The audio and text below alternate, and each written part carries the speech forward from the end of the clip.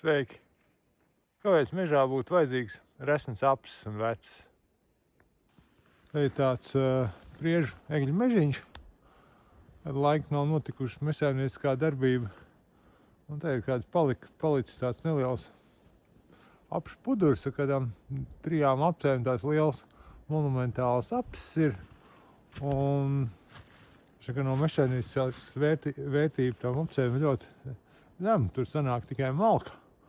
Bet no tādas dabas vērtības tas ir samērā vērtīgs koks, jo viņš ir ātri augošs.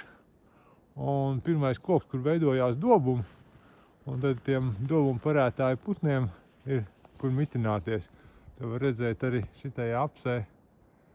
Tur ir viens tāds caurums,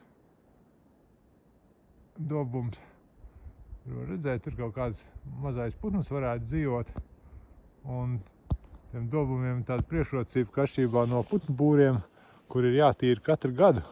Tā koku bioloģija kaut kā ir tā, ka tur bišķiņš spēj pašatīrīties, un tad tur tie putni var dzīvot arī tādīs dobumos gan arī katru gadu. Un tā. Un tās apis jau, briesmīgi daudz teritoriju neaizņem, te viņš ir bišķiņ kāds tāds priedzis, tā kā bišķiņ paplicinājuši kādas apkārtējās, bet, tomēr dabas daudzveidībai kaut ko var atstāt, un lai ir tādas vairākas sugas mežā, tas vienmēr ir vērtīgāk.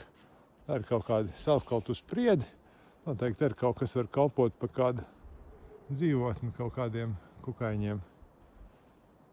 Tas ir svarīgi jāatcerās, kad kukaiņi, kas dzīvo mirušā koksnē, neēd nevienu no dzīvajiem kokiem.